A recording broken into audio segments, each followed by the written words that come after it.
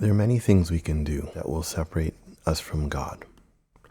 There are things that we do in our lives that force separation from God because God can't be in the place of sin, and God himself defines what sin is. For example, the very first commandment God said is, I'm the Lord your God, thou shalt have no other gods before me. Well, how can we put other gods before him? There are other impostor gods, let's say. Back in the Old Testament, back when people lived hundreds of years because the environment of the earth is different, and I'll talk about that in a bit. There was a man named Nimrod, and this man lived a very long time. Shortly after that point in life, people started living a lot shorter, and you'll see that also in the history of the world. This Nimrod character was worshipped as a god. This Nimrod character was there at the times of the Tower of Babel. And if you take a look at the world religions, from the pagan sides of those world religions, there is a commonality between them all. So if I was, let's say, a god and worshipped as a god, and all of a sudden the languages of the world were created and people were separated, my name might become different names. So therefore, the god that is known as Baal could also be called Ra, and every other sun-worshipping god, for example. So, and when we worship the sun, when we worship the earth, the creation and not the creator, when we exalt ourselves to godhood, when we worship ourselves and how amazing we are and so on, we begin to separate ourselves from God. When we dig into witchcraft, wizardry, sorcery, yoga, you name it, psychic, divination, all those things are powerful spirit-driven things, but stand in contrast to the fullness that God wants in our life. For example, if you want to make a fire, a nice fire, you need some wood. You can use some accelerants, some gasoline or kerosene or whatever to get it moving. You need great air to let that go. You need some heat. And then there are things that you can do to reverse that. You can add some sand to suffocate it, add some water to cool it and suffocate it. You can take the air away. All these things will then quench the fire. So to then say from one side, let's say, I'm a Christian, I walk with God. Please be with me, God, as I go forward and I do this shamanistic wizardry that I learned, or I go see a psychic to that the psychic speaks to their familiar spirits in divination. Then we ask for forgiveness to say, deliver me from my sins and my stresses and my struggles. But God, as I do that, please bless this yoga position I'm going into, which is digging into a different God that's separate from you. The positions themselves are the religion. Or digging into worshiping rituals beyond your word and what you want in my life. And so there's a push-pull. We create a fire, we extinguish the flame. We create a fire, we extinguish a flame. Then we wonder why we're not having successes in our life, because we keep extinguishing the flame that we start. You can't hit the gas and hit the brakes at the same time and expect to have success, or at least a success, without a huge amount of struggle and trial. We need to separate ourselves from things that would separate us from God. Create a natural distance from those things.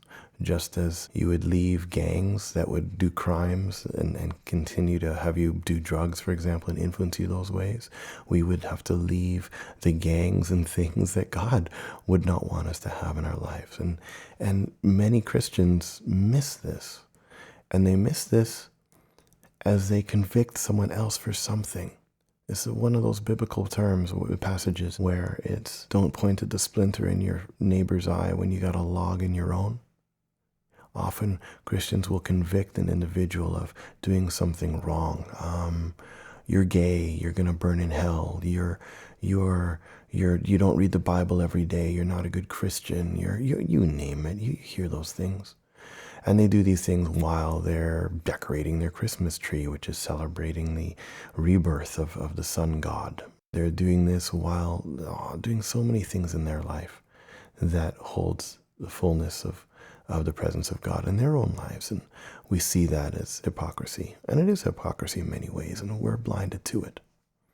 So we must, layer by layer, start stripping things away from our lives that could quench the fire that we're trying to build.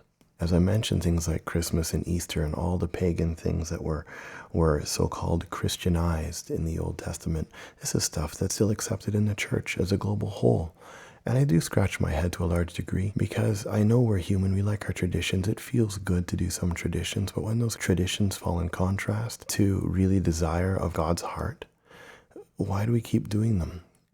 Look at the birthday, let's say. So Jesus was born. Everyone knows, or many people know, that he was not born in the dead of winter. He was born at harvest.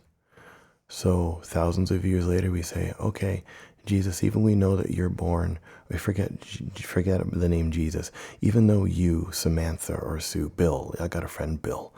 So even though you, Bill, were born in January, I really don't want your birthday to be in January. It's not that convenient for me. I notice other people are celebrating other birthdays more in June. So I'm sure you don't mind if I move the celebration of your birthday to June when every other person's birthday is, or when my ex-boyfriend's birthday was. I prefer my ex-boyfriend's time better than the time that you're born. So let's celebrate it there, okay? Do you think Bill would be okay with that? Let alone all the other things that are brought with it, the trees symbolizing everlasting life and the Yule logs, and research the roots of all that stuff about Christmas, for example. You'll see truly how pagan they are, and Christians do that on a regular basis, which then creates a legal entry point for the enemy to come into our lives and hurt us and make our lives more difficult. And then Christians wonder why their lives aren't being as successful as they need. And I'm not here to condemn or convict any Christian for doing anything. I'm not here to condemn or convict anyone of doing anything. I'm just saying what I understand, the truth as I know it. Aside from those directly pagan things, the word says love your neighbor as you love yourself. It's there as a protection mechanism because the unforgiveness of things holds unforgiveness in our heart and stops the Lord from being able to move fully in our heart. The bitterness that we can experience leads to cancer, and the anger can just take over us. We can rot as a result of it.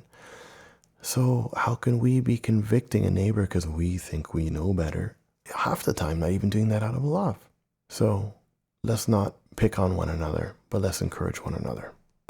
Let's open each other's eyes out of love, and let us help each other out of old habits that could be binding us and holding us from being set free.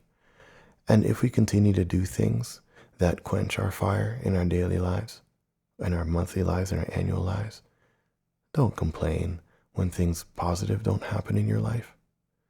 If I chose to walk down the street and punch the first person I see every morning of every day, I can't complain that I don't have many friends at the end of a year. It's just that simple.